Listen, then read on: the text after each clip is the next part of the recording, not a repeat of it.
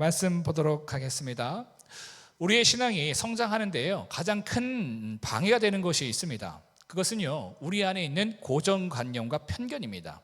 그러니까 옳고 그름, 좋고 나쁨, 이러한 고정관념과 편견은요, 우리로 더 풍성한 믿음의 자리로 나아가는 것을 방해하고요, 우리를 통해 이루실 하나님의 뜻을 가로막습니다. 베드로가 그랬죠. 저번 시간에 살펴보았던 것처럼요, 그 당시의 고정관념과 편견에 따라서 이방인에게 복음을 전하는 것을 부정하게 여겼습니다. 여러분 놀랍지 않습니까? 이사야 같은 선지자를 통해서 이미 구약에서 뭐라고 예언되었어요? 이방인의 구원에 대해서 예언되었어요. 이미. 또한 예수님께서 이방인이었던 백부장과 수로보니게 여인에게 믿음 있다고 칭찬하시면서 그들을 믿음의 자녀들로서 선포하시잖아요. 구원받았다고 말씀하셨잖아요.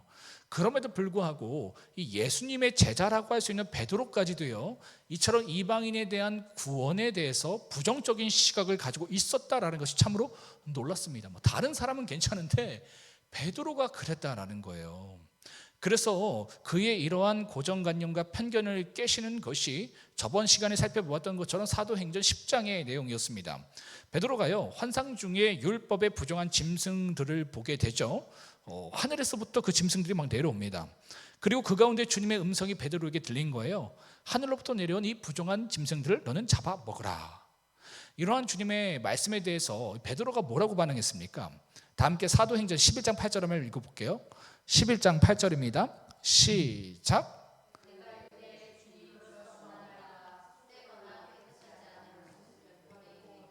들어간 일이 없나이다 하니, 뭡니까?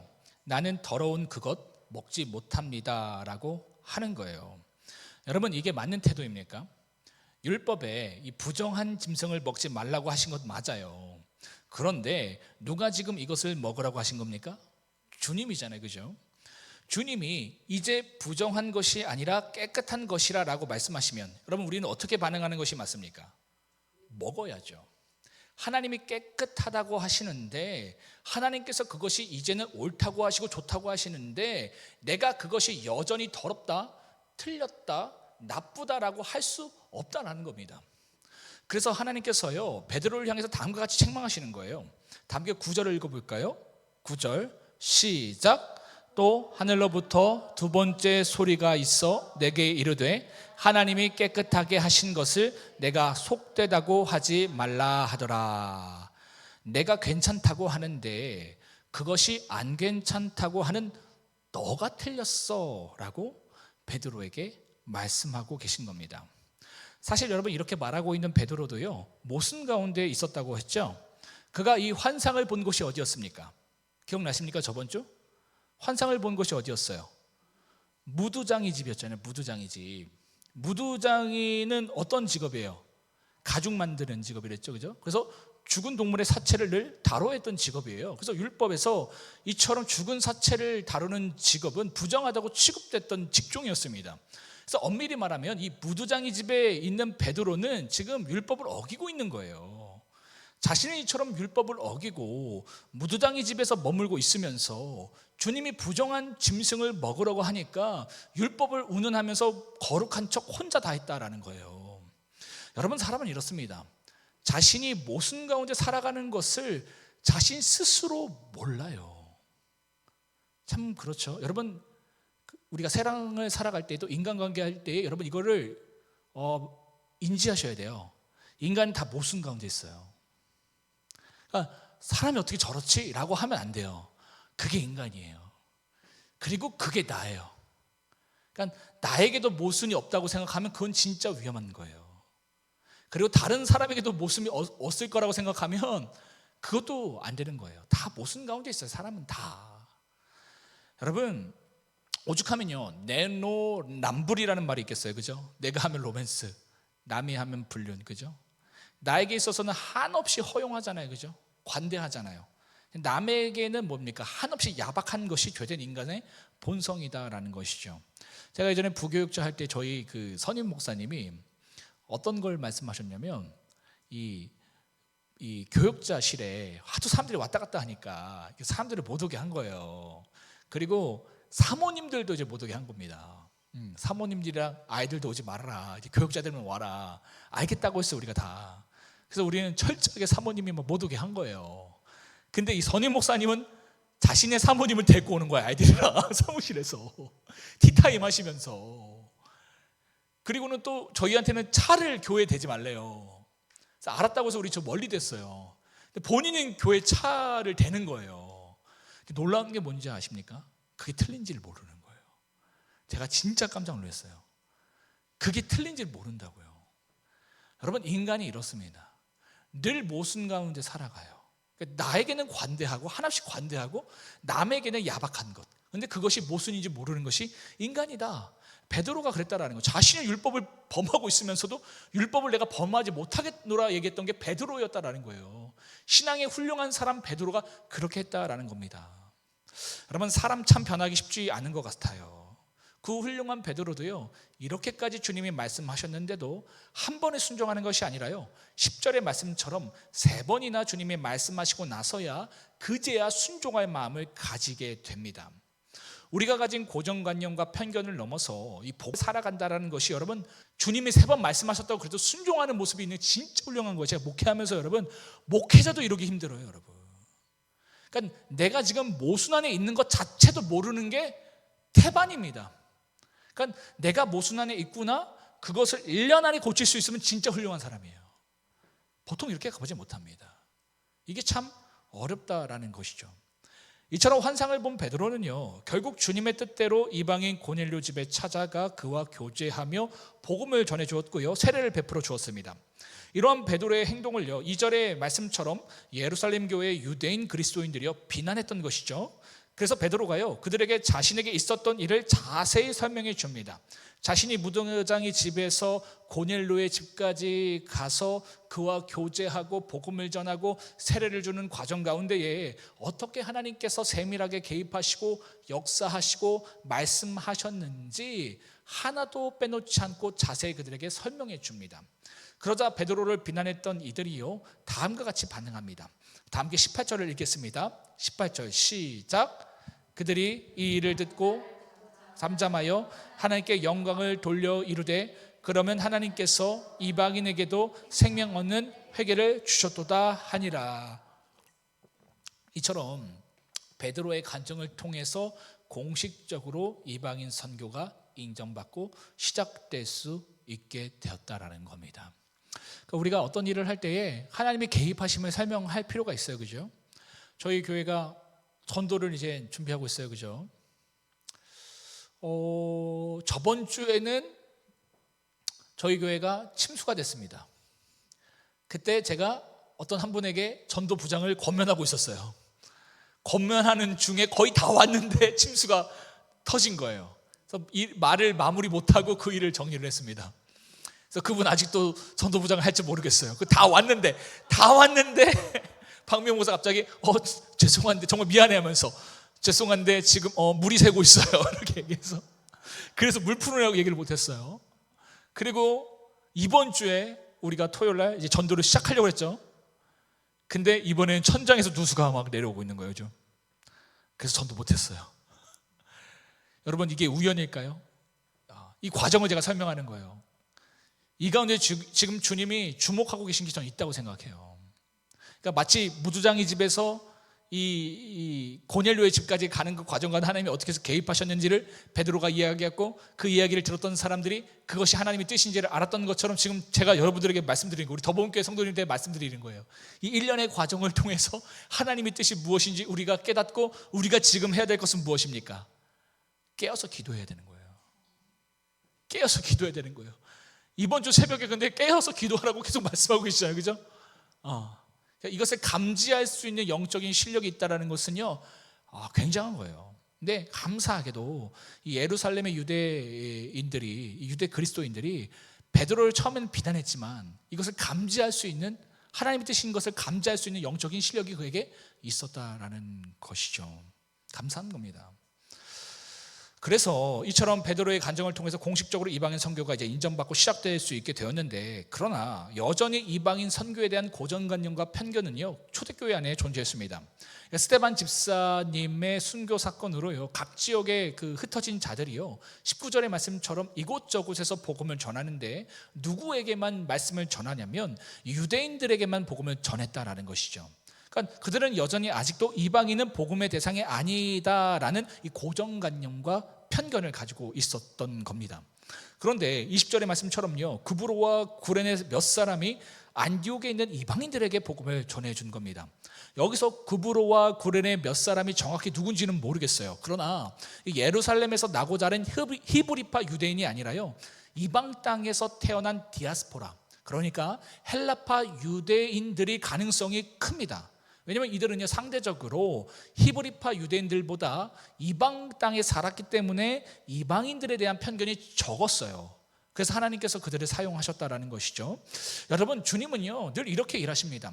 하나님의 위대한 뜻과 사명을요 감당해야 할 사람이 자신이 가진 고정관념과 편견 때문에 그것을 감당하지 못하면요, 이러한 고정관념과 편견이 없어서 하나님의 뜻에 온전히 헌신할 수 있는 그 사람을 찾으셔서 그 사람을 통해서 이러한 하나님의 위대한 뜻과 사명을 반드시 이루어 가신다라는 겁니다. 여러분, 하나님은요 오늘 나에게 주시는 하나님의 뜻과 사명이 있습니다. 그 뜻과 사명을 감당할 때에요 나에게 주어지는 영적인 유산과 이 전리품이 있다라는 거예요. 축복이 있다라는 겁니다. 그런데 우리가 늘 그러한 축복을 못 누리는 이유가 있어요. 그러한 기회를 항상 놓치기 때문입니다. 왜? 내가 가진 편견과 고정관념으로. 참 목회자로서 안타까울 때가 너무나도 많아요. 그렇죠. 나는 그 일 못해요. 교사 좀 하실래요? 아니요, 나는 그 일 못해요. 우리 송에스더 집사님은 늘 순종하시는 분 같아. 이럴 수 없잖아, 그죠? 그 언니 친구분이 얘기했는데 이 개척교회 오셔서 이렇게 하신다? 와, 이거 순종하는 모습 보면서 이게 이분의 견적이 쫙 나오는 거야, 그죠? 확실히 목사님 딸은 달라. 우리 선율이도 다를 줄 믿습니다. 아멘. 우리는 늘 그래요, 여러분. 난 못한다고 해요. 나 그거 싫어한대요. 나 그 사람 싫대요. 제가 부교육자 있으면서 늘 이제 구역 편성하면 담임 목사님은 구역 편성하고 도망가시잖아, 항상. 그죠? 그리고는 그 모든 짐을 저에게 떠넘기고 가셨어요. 그건 저는 그때부터 이제 죽어나는 거예요. 저한테 전화가 와요. 목사님, 목사님, 제가 편성한 것도 아닌데 저한테 엄청 화를 내. 그리고는 내가 이 사람 싫다고 했잖아요.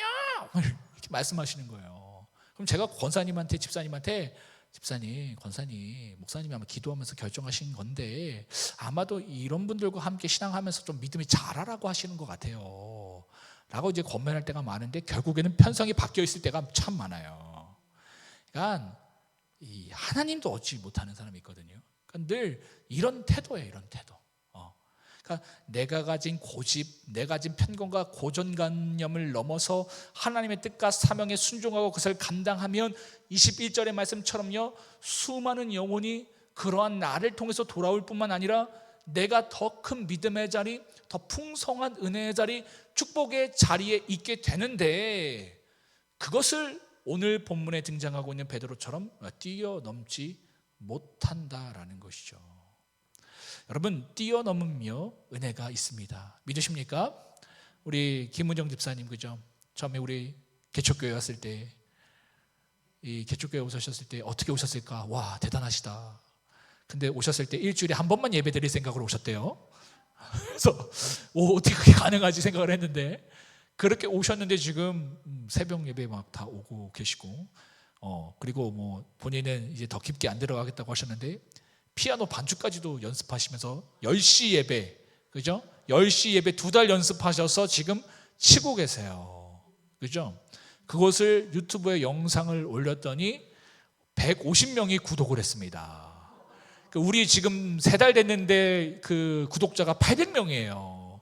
800명이면 웬만한 한 500명, 600명 교회 정도 되는 구독자인데, 거기서 150명을 우리 김은정 집사님께서 전도해 오셨어요. 이 온라인에서도 지금 전도하고 계십니다.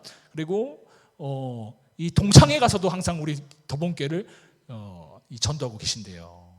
그러니까 이러한 역사들이 일어나잖아요. 근데 유튜브를 통해서 우리가 침수되고 그랬을 때에 그걸 보고 모르는 분들이 도와주시겠다고 오셔서 고쳐주셨잖아요. 그죠?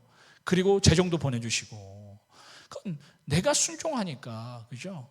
놀라운 일들이 일어난다라는 겁니다.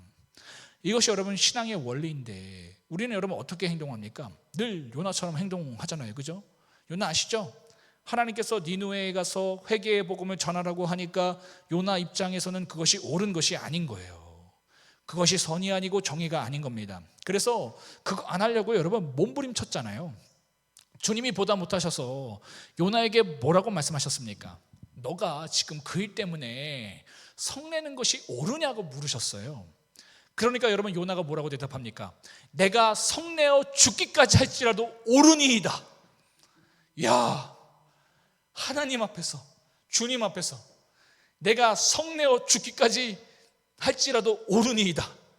끝까지 내가 맞다고 주장하는 거예요. 내가 옳다고, 내가 맞다고. 누구한테요? 하나님한테까지. 제가 전도사 시절에 진짜 기가 막힌 것을 경험하게 됐는데, 제가 어떤 교회에서 이젠 초등부를 맡게 됐어요. 결론적으로 말씀드리면 그 초등부가 아주 풍지박살났습니다. 왜냐하면 저희 부장님이 계셨고 부장님 사모님이 교사로 오셨는데, 이분의 주의는 뭐냐면 무조건 음식은 만들어 먹어야 되는 거예요. 그러니까 애들 간식은 무조건 만들어 먹는 거. 근데 나머지 교사분들은 다 워킹맘이었어요. 다 일하시는 분들이니까, 그러니까 자기 집 자식도 다 음식을 배달시켜서 먹이는 집이었기 때문에 늘 아이들 뭐 간식 달란트 잔치 하면 다 시켜서 먹자고 하는 주의였어요. 근데 이 부장님 사모님은 그렇지 않는 거예요. 왜냐하면 이해도 돼요. 자신이 아들이 아파갖고 몸이 안 좋았는데 음식을 늘 정성껏 먹여서 고친 적이 있거든요. 그러니까 이제 음식에 대해서 엄청 일가견이 있는 분이에요. 근데 뭐가 이제 문제가 됐냐면 늘 그런 것도 부딪히다가 이제 그놈의 내가 지금 송편은 내가 지금 먹지도 않으려고 하는데, 명절 때 아이들 이부 순서로 송편을 어떻게 하느냐에 대한 문제가 여기 딱 나타나는 거예요. 그러니까 이제 나머지 교사들은 송편 된 거 사갖고 그냥 이렇게 쪄서 애들이 이렇게 싸는 것조차만 하자. 근데 이분 아니에요. 다 만들어서 하고 하자. 이렇게 지금 한 거예요. 그것 때문에 이제 열받으신 거예요. 그래서 결국에는 하여튼 뭐 담임 목사님까지 얘기가 들어가서 부서가 막 난리가 났어요. 그리고 제가 불러서 말씀드렸거든요. 권사님, 이 송편이 부서가 깨질 정도로 중요한 일인가요? 뭐라고 하셨는지 아세요? 중요한 일이에요. 부서가 깨질지라도 라고 말씀하셨어요. 요나가 생각났어요. 내가 성내어 죽기까지 할지라도 옳으나이다. 와, 제가 그때 진짜 너무 깜짝 놀랐거든요. 그래서 제가 그만둘게요 라고 했어요. 제가 그만둘게요. 그래서 제가 그만둔다고 담임 목사님 말씀드리니까 다른 데 가지 말고 다른 부서로 이동시켜 주셨어요. 유년부로 가게 하시고, 그리고 나머지 교사들은 이분이 다 잘라야 한다고 해서 다 잘렸어요. 그리고 이분도 나가셨어요. 초등부에 아무도 안 남게 된 거야. 아주 풍지박살. 그때 엄청 부흥하고 있었거든요. 막 진짜 다 박살낸 거예요. 뭐 때문에? 송편 때문에. 여러분, 이게요, 근데요, 특수한 일 같으시죠? 아니에요. 엄청 많은 일이에요. 근데 신앙을 한다고 내가 얘기한다고요. 내가 훌륭하다고 얘기한다고요. 이게 참 문제다라는 거예요. 여러분, 한 번은 내가 오늘도 편견을 갖고 있는 것, 고정관념을 가지고 있는 것을 여러분 내려봐 보세요. 그것을 내려놓고요, 하나님의 뜻과 사명에 한번 철저히 순종해 보시길 바랍니다. 그럼 하나님이요 놀라운 축복을 여러분들에게 주실 거예요. 그 축복을 여러분들의 삶 속에서 온전히 누려가실 수 있을 겁니다. 예루살렘 교회가 그랬거든요. 베드로의 간증으로 인해서 이방인 선교가 하나님의 뜻이고 그 뜻 가운데 자신들이 가진 편견과 고정관념을 던져버리고 온전히 순종하기로 마음 먹었어요. 그래서 안디옥 교회에요, 이방인들이 회심하고 돌아온다는 소문을 듣고 그러한 이방인 선교를 돕기 위해서 누구를 파송해 주냐면 바나바를 파송해 줍니다. 그러니까 마음 다해 준 거예요. 이처럼 파송된 바나바는요, 이전에 자신이 편견과 고정관념을 갖고 있던 것을 버리고 교회 공동체 안으로 품어졌던 바울을요, 안디옥에 또 데리고 옵니다. 그래서 이 둘이 이방인 선교에 매진을 했어요. 그러니까 어떤 일들이 일어납니까? 자신들의 편견들을 다 놔두니까. 예루살렘 교회도 편견을 놔두고 바나바를 파송해주고, 바나바도 자신의 편견을 버리고 바울을 끌어안으니까 어떤 일이 일어나느냐? 폭발적인 부흥이 이 안디옥 교회를 통해서 이루어졌다라는 겁니다. 나중에 이 안디옥 교회는 이방인 선교의 거점이 돼버려요. 세상 사람들이요, 또한 이 안디옥 교회 성도들을 바라보면서 그리스도인이다라고 말해줍니다. 여러분, 믿는 자들에게 그리스도인이다라는 영광스러운 호칭만큼 아름다운 게 어디 있습니까? 없잖아요, 여러분. 그리스도인은 무엇을 뜻합니까? 그리스도를 따르는 자예요. 그러니까 그들의 모습에서요, 그리스도가 보인 겁니다. 그러니까 편견 없는 사랑과 섬김, 그것이 세상 사람들에게요, 우리 안에 역사하시는 예수 그리스도를 보게 만들었다라는 것이죠. 여러분, 제가 전도가 뭐라고 정의했습니까? 전도 뭐예요? 매력의 전염. 매력의 전염이 여러분 전도예요. 그러니까 세상과 다른 모습이 우리에게 있을 때에요, 세상 사람들은요, 우리에게 그러한 모습의 매력을 느끼고 우리가 가진 복음, 우리 안에 있는 예수 그리스도에 대해서 궁금하게 된다라는 겁니다. 어떻게 저럴 수가 있지? 어떻게 저렇게 편견을 갖지 않고 사랑할 수가 있지? 그렇죠? 우리 같으면 저 사람은 아니야, 끝났어, 이미 그냥 손절해, 뭐 산대도 안 해. 근데 계속 다가가는 거예요. 막 품어주고 사랑해주고 퍼주고. 어떻게 이게 가능하지? 그러니까 다름을 보게 되는 거예요. 그래서 우리에게 매력을 느끼는 겁니다. 그리고 우리 안에 있는 예수에 대해서 궁금하게 되는 거예요. 이게 전도다라는 겁니다. 물론 말로 전도하는 거 필요해요. 그러나 삶으로 전하는 전도만큼 강력한 것이 없다라는 것이죠. 이번 주에 제가 재밌는 얘기를 들었어요. 주일 끝나고 우리 박미영 목사님한테 일산발견교회 박미정 권사님이 전화 오셨대요. 그래서 뭐 이런저런 얘기하시다가 무슨 얘기를 하셨냐면, 우리 그 백성의 집사님을 가시다가 만나셨대요. 근데 우리 백성의 집사님이 약간 차도녀잖아요, 그죠? 약간 차갑게 보이고 이렇게 도도하게 보이는 스타일인데, 아니 더봄교회를 갔는데 얼굴이 너무 화나더래요. 깜짝 놀랐대요. 그래서 도대체 더봄교회가 어떤 교회인지, 거기에 뭐가 있는지 궁금했대요. 제가 그 얘기 들으면서 이게 복음이다라고 생각 들었어요. 그러니까 전도란 여러분 이런 거예요. 우리 안에 생명력이 있고 그 생명력으로 우리에게 기쁨이 나고 우리에게 거룩함이 쏟아질 때에 세상은 우리 안에 있는 예수를 궁금해한다라는 것이죠. 이처럼 예루살렘 교회가요, 자신들의 고정관념과 편견을 버리고 주님의 뜻과 사명에 바나바까지 파송해주는 순종을 보여주니까 어떤 축복이 그들에게 돌아온 줄 아십니까, 여러분? 28절의 말씀처럼요, 주님께서 안디옥 교회에 아가보라고 하는 유명한 예언자를 보내주세요. 갑자기 생뚱맞게 아가보라는 예언자가 막 나와요. 안디옥 교회 막 부흥 막 얘기하다가 갑자기 이 아가보라는 예언자를 등장시키시죠. 그리고 이 사람을 안디옥 교회에 보내서 안디옥 교회 성도들 앞에서 뭘 예언하게 합니까? 큰 흉년을 예언하게 해요. 이 예언을 들은 안디옥 교회는요, 다음과 같이 합니다. 다 함께 29절을 읽겠습니다. 29절 시작.